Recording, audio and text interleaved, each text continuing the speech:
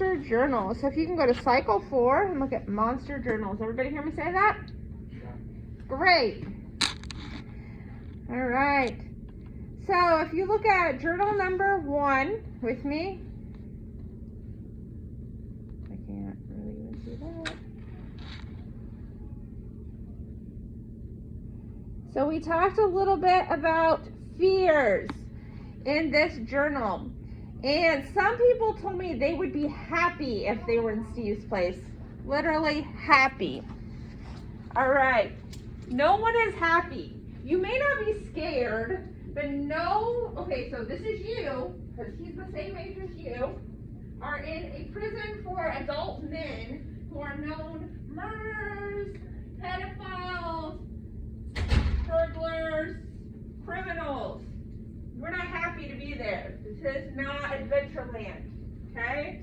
So, you may not be sad, you may not be scared, but you probably are going to be upset or on guard, watching your back, something along those lines, but it's probably not going to be happy, okay?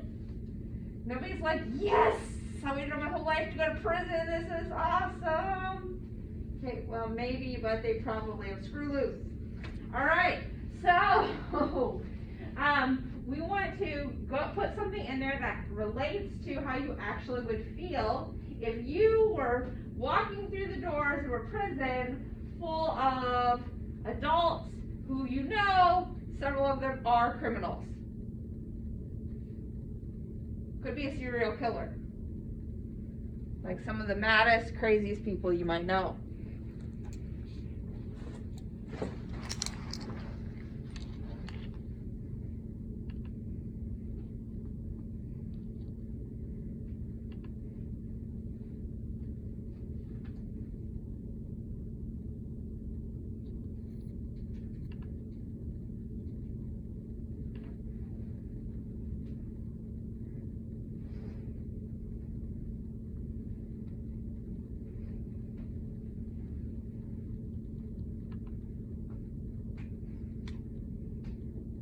Once you're done with that, you're going to want to go to journal 2.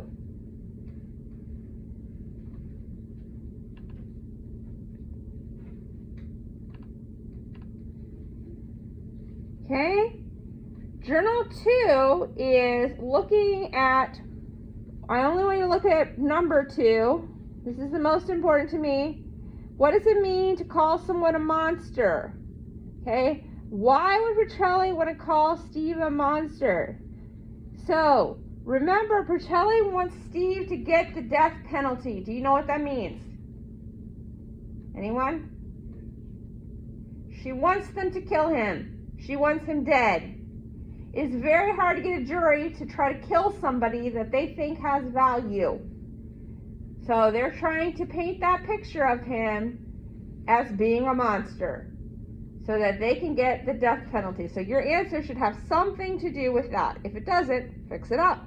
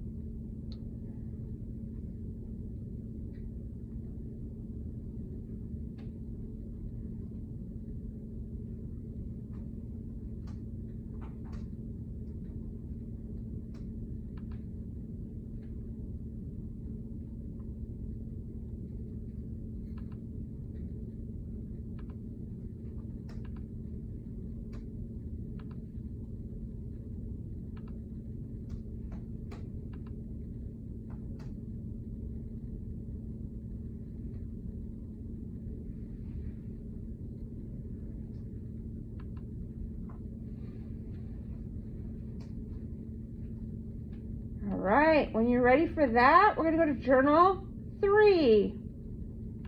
Talk about hating prison.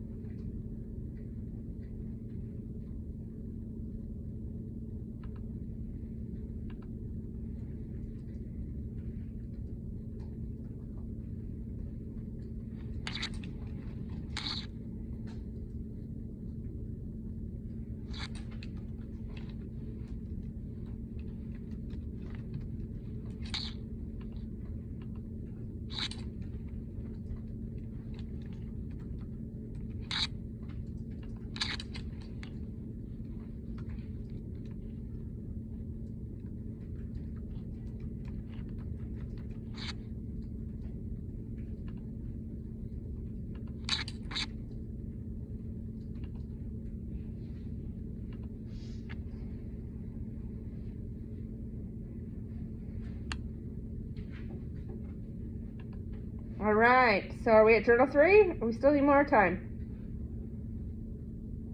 Are we at journal 3? We still need more time. I need more time. Okay. Yep. Just talk to me. I'm not as evil as I seem.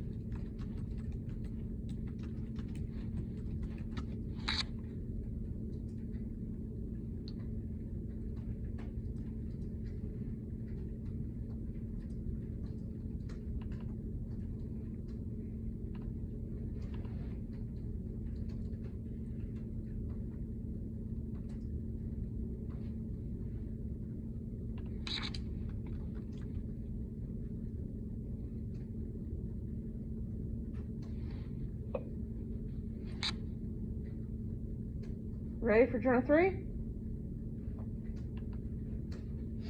Yes, no, maybe? You're not answering like everything, are you? Just the question I asked you to answer. Right? Wait, what? I'm only wanting you to answer number 2. Yeah, okay. Okay. Alright, journal 3. There's only one question on here that I really care about, which is number 1. Why do you think Steve is writing this screenplay? The book tells you. The answer is he is using it as an escape, a way to not be where he is. He is not using it for power. He is not using it for money. Likely no one is going to buy this story. However, the whole rest of the thing talks about escapes. So if you were in a bad situation, you might turn your music on. You might go for a run. You might walk away. None of these are options Steve has, correct? He just has a notebook. Unfortunately, if you are handcuffed, sitting in a courtroom, you're not really going to go very many places. Okay? You're not going to turn your iPod on. Nobody has an iPod, Miss Burrell. But you're not going to be listening to music, right? So what's he doing? He's writing a screenplay. To get away. To not be where he really is.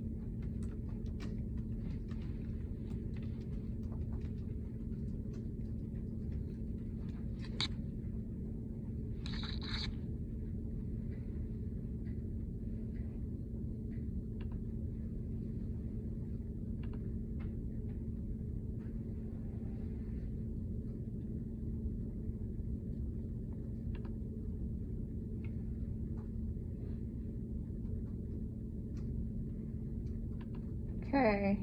We got that? Turn it in. Even if all of the questions aren't answered, turn it in. Everybody, can you say that? Yep. The 1, 2, and 3. Turn them in.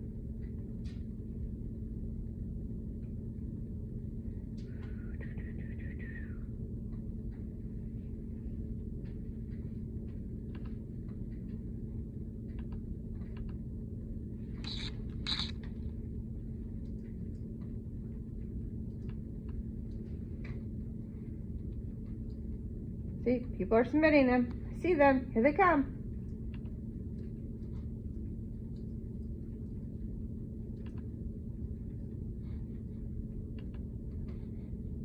Okay.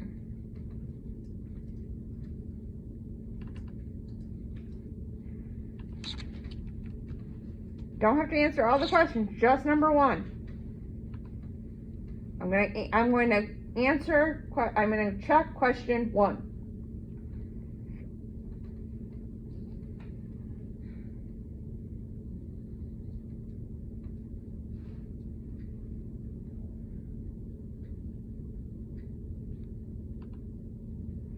All right. After you've turned that in, we're going to go to classwork.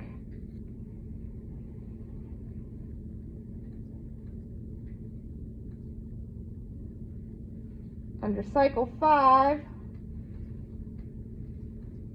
there's Monsters Journal 4 and 5.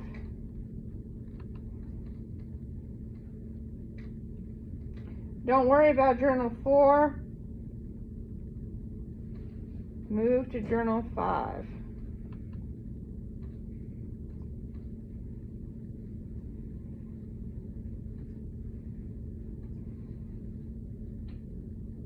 Oh, you know, we already did number 5.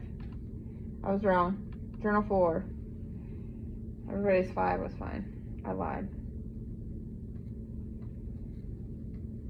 So we kind of did this one together too, but people still are struggling. Everybody on Journal 4 with me, or I still need to wait a little bit? Still waiting? Or are you on Journal 4 with me? Yeah. I don't know what yeah means. Does that mean I can go? Yeah. Okay. Yes. Alright. So for Journal 4, I'm just looking at number 2. Okay? And so, we talked a little bit about this in class. O'Brien and Pacelli are not on trial. The person on trial is Stephen. The jury instantly is going to believe that Stephen is guilty based on just worldly experience. Should they? Probably not. Are they going to? Yes. Right? These women are walking around looking fancy in high heels. Stephen's coming in. He looks the part. He plays the part. They think he's guilty. Correct? Does anybody disagree with that? These people probably think he's guilty. So what Stephen's lawyers have to be able to do is to prove that the other lawyers are mistaken and Stephen is not guilty, and prove without a doubt that he is not guilty. Correct? And she is not sure that she can do that, because there's a lot of evidence that places him around those guys in that neighborhood, which likely leads to the conclusion that he is responsible. Correct?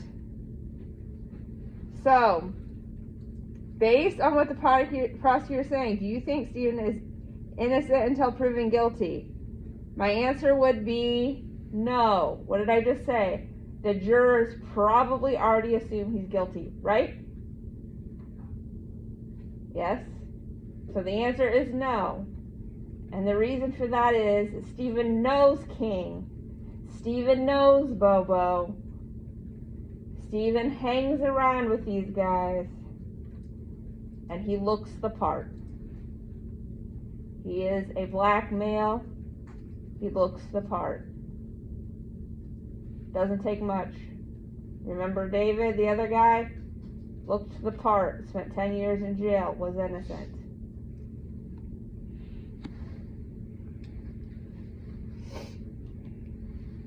So that's what you need to say, something like that for number 2.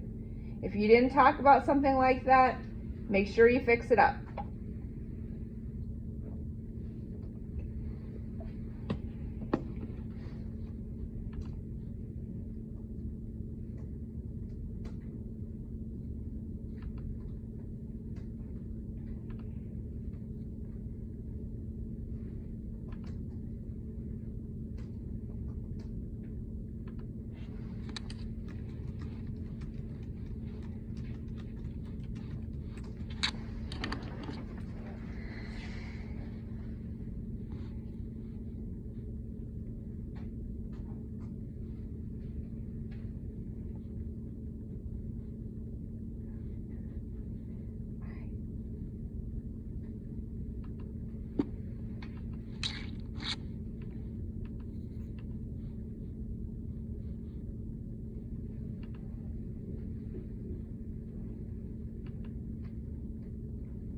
All right.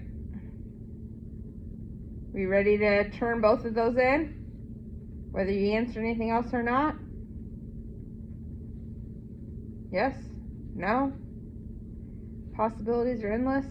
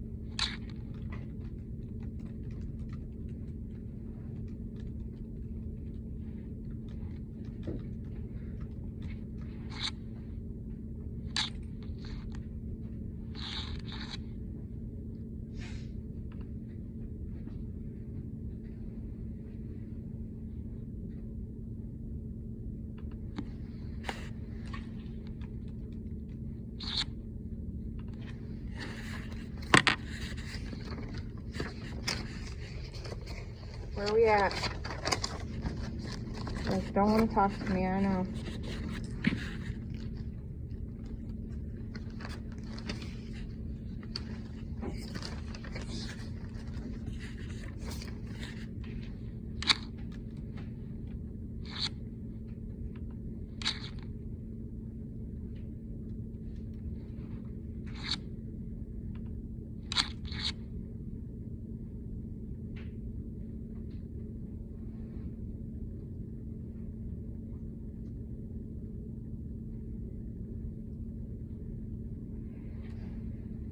Okay, are we ready?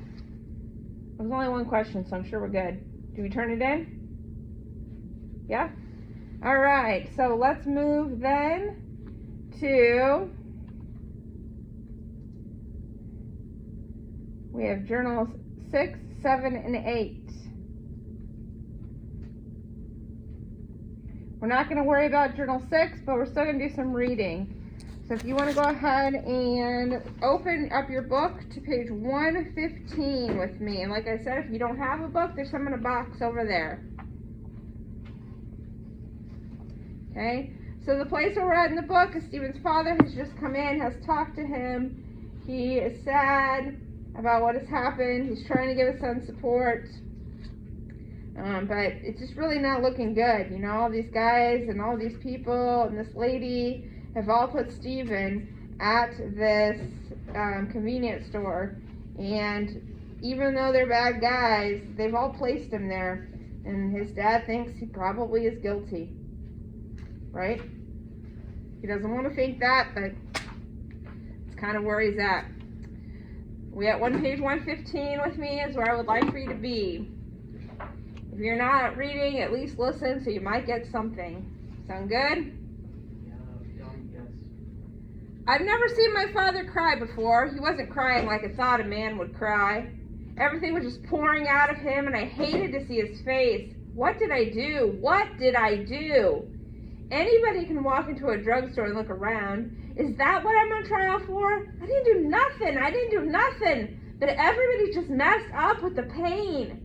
I didn't fight with Mr. Nesbitt. I didn't take any money from him. Seeing my dad cry like that was just so terrible. What was going on between us? Me being his son and him being my dad is pushed down and something else is moving up in its place. It's like a man looking down to see his son and seeing a monster instead. Miss O'Brien said things were going bad for us because she was afraid that the jury wouldn't see a difference between me and all the bad guys taking the stand. I think my dad thinks the same thing. Fade in, exterior, Steve's neighborhood, camera pans. Homeless men have built a cardboard village on rooftops, then to edge off roof where we see a crowd in the street below. As camera zooms in, we pick up a cacophony of sounds. It's just a lot of sound. Gradually, one sound becomes clearer. The accent is West Indian, and a ground level camera comes up on two dark, somewhat heavy and middle-aged women. I think it's a shame, a terrible shame. What happened? Cut to Steve. He's holding a basketball and within earshot of the two women. They stuck up the drugstore and shot the poor man. Oh, those guns. Is he all right? Miss Trevor said he dead. They had 2 ambulances. 2 people got shot? I don't think 2 people got shot, but 2 ambulances came. One came from Harlem Hospital. It's probably those crack people. They say they'll do anything for that stuff. Was he married? I didn't see a woman working in the store. The young Spanish boy? I don't think he married. No, girl, he ain't the owner. The old man owned that place. I think he's from St. Kitts. Oh, you know it's a shame. You know it is. Long shot. Steve makes his way through the crowd. He does not have the basketball. He is walking, then trots as the camera pulls back. He is running as camera looks from high angle, and we can no longer distinguish Steve. We hear a voice over a woman as above. I'd move away from here, but there's no place to go. I wouldn't live in California. California's a lot worse than Harlem. But they say the weather's nice. Camera pans down the street, past playing kids and stores to a basketball that lies in the gutter. Cut to television news. The shot is grainy. The reception poor, as if it is in the home of a ghetto resident. In New York's Harlem, yet another holdup has ended in a grisly scene of murder. Alguno Nesbitt, a native of St. Kitts, was found shot and killed in his drugstore. Television shot of front of drugstore. Small children are gathered around trying to get a peek inside. Close-up of newscaster. He is a handsome, light-skinned black who speaks with a precise television newscaster accent. Late yesterday afternoon, 2 armed and masked bandits rushed into this neighborhood drugstore behind me.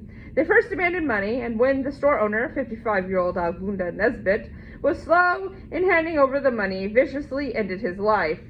Residents of the neighborhood are in absolute dismay. To neighborhood resident, sir, can you tell us just how shocked you are by this tragedy? Cut to neighborhood resident. I ain't shocked. People getting killed and everything, and it ain't right, but I ain't shocked none. They killed a little girl just about 2 months ago, and she was just sitting on her stoop. Cut to Steve's apartment. We see him sitting and watching the news program. We see his brother pick up the remote and change the program. We watch 30 seconds of a Roadrunner cartoon. Cut to close-up of Steve. He is staring straight ahead, mouth open in absolute shock as the reflected colors from the cartoon move across his face. Dissolved to 2 weeks later. Interior, Steve's kitchen. Door opens. Miss Harmon enters with a bag of groceries. She puts it down. Miss Lucas said they got those guys that killed the drugstore owner. She turns on the television. You have anything to eat? I had some cereal. See if you can find the news. You think it's on the news?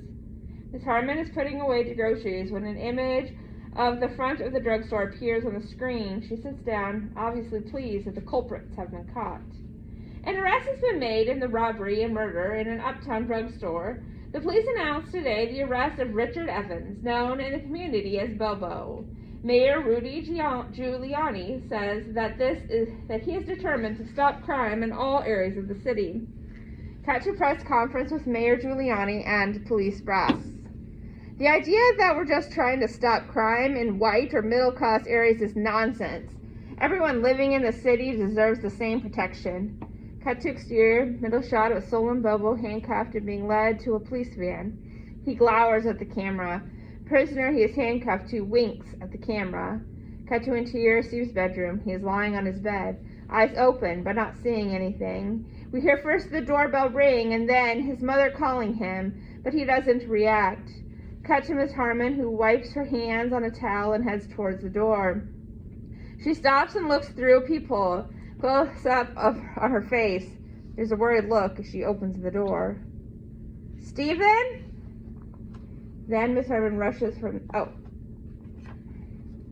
I missed something there. Sorry. Yeah? He comes out and sees Detectives Williams and Carl. We need to come down to the precinct with us. Just a few questions. Me? About what? Some clown said you were involved with that drugstore stick-up just before Christmas. You know the one I mean? Yeah, but what do I have to do with it? You know Bobo Evans? Why are you handcuffing my son if you just want to ask him a few questions? I don't understand. Ma'am, it's just routine. Don't worry about it. What do you mean, don't worry about it? When you're handcuffing my son. There's panic in her eyes as she looks at Steve, who looks away. What do you mean, don't worry about it? I'm coming with you. You're not just snatching my son off like he's some kind of criminal. Wait till I get my coat. Just wait a minute. Just wait a minute. Cut to Jerry standing in doorway, holding comics. He looks from Mother to Steve.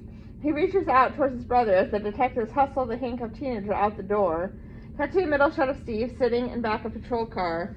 Cut to two old men in front of John John's barbecue looking at the scene as the car drives off. Cut to a long shot of Block engaged in normal activity.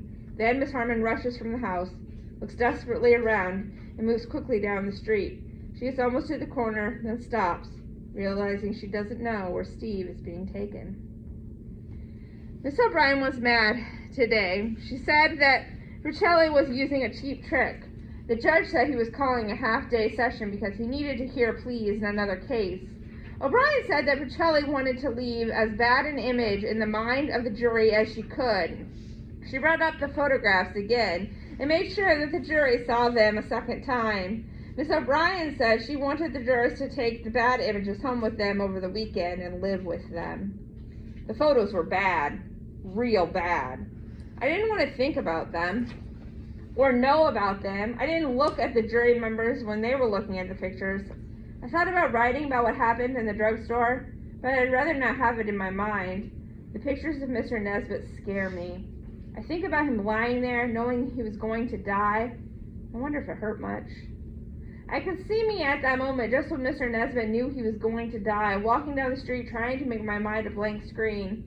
When I got back to the cell and changed my clothes, I had to mop the corridors with 4 other guys. We were all dressed in the orange jumpsuits they give you, and the guards made us line up. The water was hot and soapy and had a strong smell of some kind of disinfectant.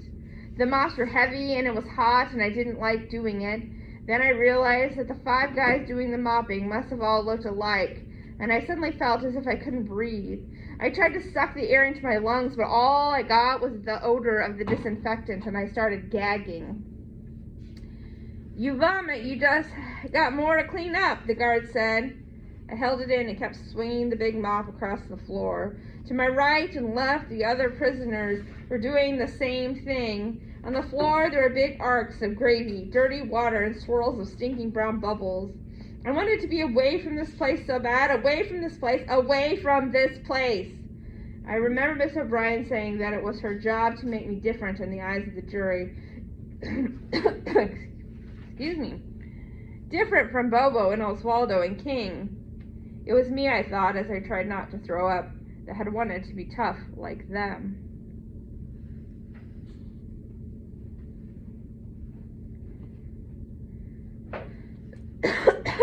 Excuse me.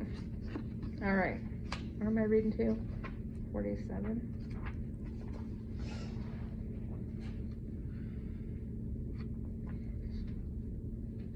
Alright. 4-way split screen montage. 3 images alternate between shots of witnesses and defendants. We hear only one witness at a time, but the others are clearly still talking on other screens.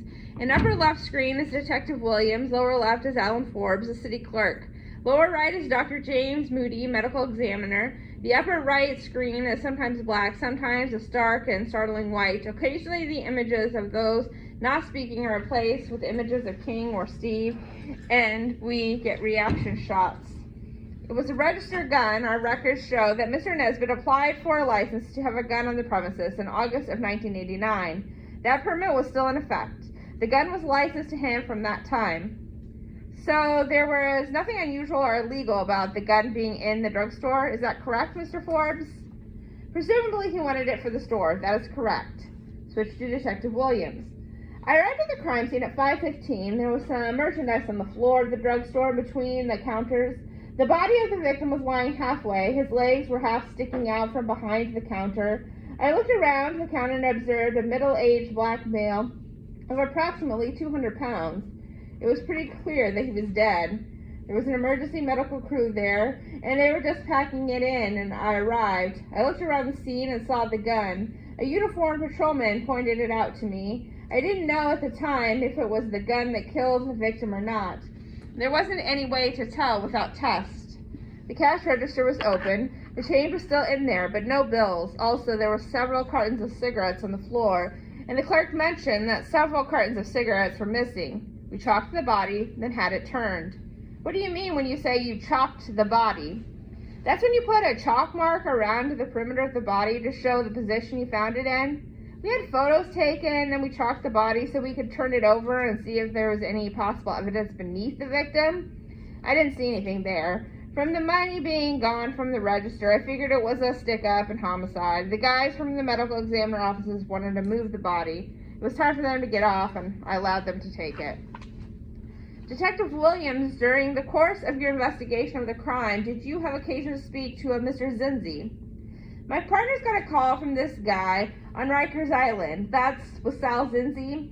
He was doing 6 months on the stolen property charge. There were a few guys in there who were giving him a hard time. He wanted out pretty bad. He told me about a guy who had told him about a guy who was selling cigarettes. It was a slim lead, but we followed it up until we found a Richard Evans. Known on the street as Bobo? Known on the street as Bobo, right. We picked him up, and he admitted involvement in stick-up. Switch to Dr. Moody. The bullet entered the body on the left side and traversed upward through the lung. It produced a tearing of the lung and heavy internal bleeding, and also went through the esophagus. That also produced internal bleeding. The bullet finally lodged in the upper trapezius area. And you were able to recover the bullet from the area? Yes, we were. Dr. Moody, can you tell with reasonable certainty the time and cause of death? Death was caused by a combination of trauma to the internal organs, which put the victim into a state of shock, as well as the lungs filling with blood. He wouldn't have been able to breathe. You mean he literally drowned in his own blood? Reaction shot. Steve catches his breath sharply. Reaction shot. King has head tilted to one side, seeming without a care. Before she left, Miss O'Brien warned me not to write anything in my notebook that I did not want the prosecutor to see. I asked Miss O'Brien what she was going to do over the weekend, and she gave me a really funny look.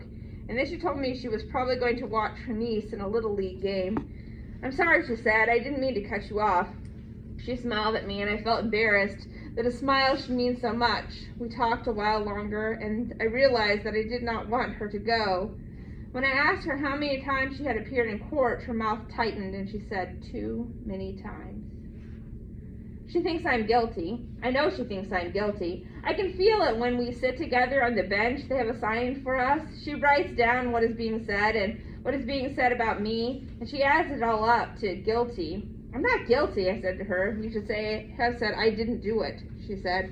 I didn't do it, I said. Sunset got his verdict yesterday, guilty. Man, my life right here, he said, right here in jail. I know I did the crime, and I got to do the time. It ain't no big thing. It ain't no big thing. Most they can give me is 7 to 10, which means I walk in 5.5. I can do that without even thinking on it, man. It's growing. First I was scared of being hit or raped. That being scared was like a little ball in the pit of my stomach.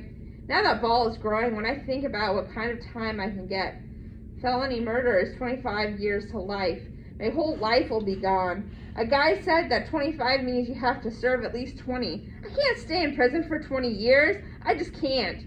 Everybody in here either talks about sex or hurting someone or what they're here for. That's all they think about, and that's what's on my mind too. What did I do?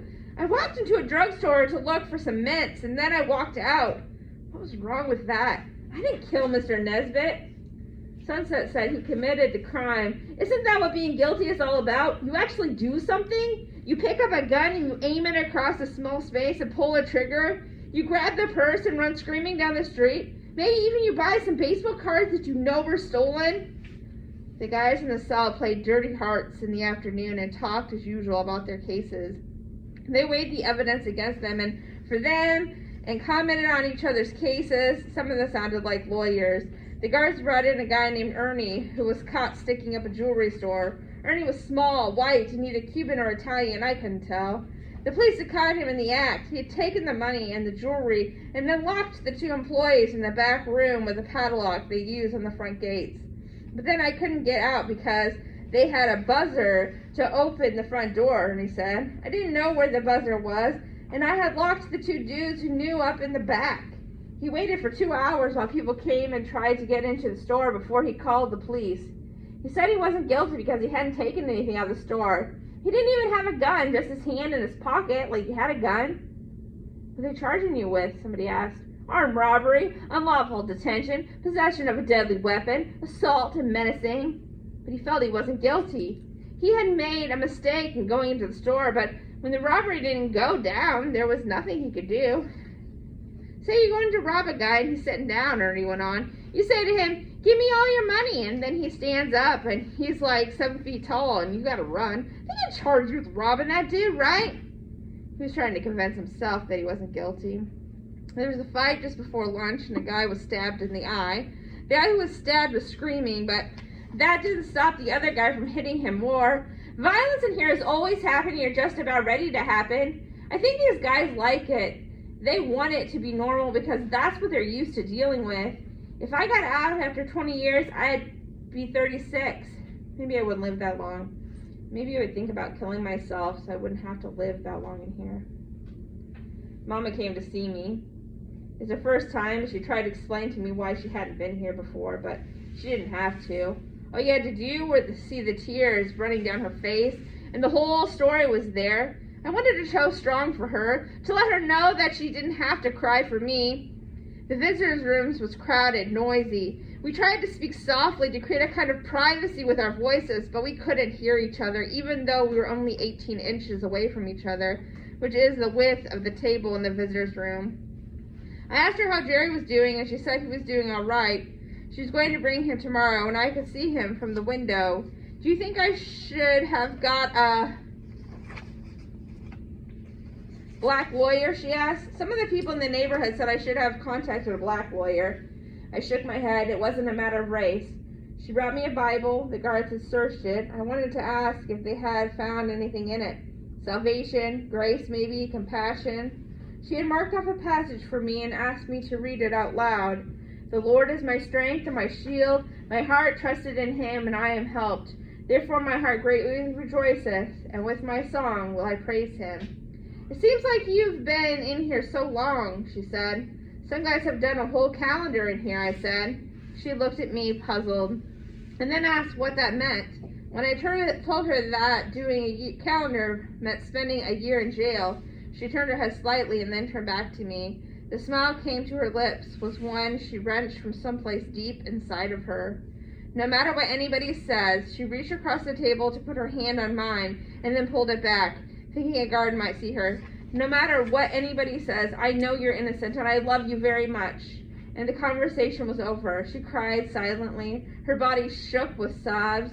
When she left, I could hardly make it back to the cell area. No matter what anybody says, I lay down across my cot.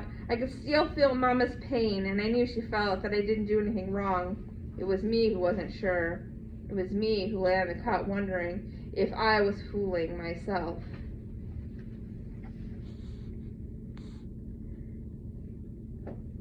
All right. We're going to just stop for a second to take a break.